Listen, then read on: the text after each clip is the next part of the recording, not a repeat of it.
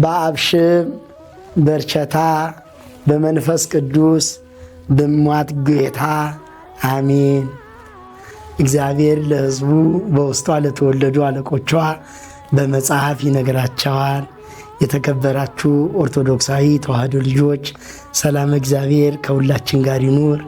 የሃይማኖት ኤማ በሚል አርዕስት ሙሉ በሙሉ በጉራግኛ ቋንቋ የተጻፈ መጽሐፍ መምህራችን ዲያቆን ይትባረክ ፋንቱ ስላዘጋጀ ይህ መጽሐፍ በሰኔ 7 2018 ዓ.ም በደብረ ገሊላ ቅዱስ አማኑኤል ቤተ ክርስቲያን በጻድቃኔ አዳራሽ በታላቅ ድምቀት ይከበራል።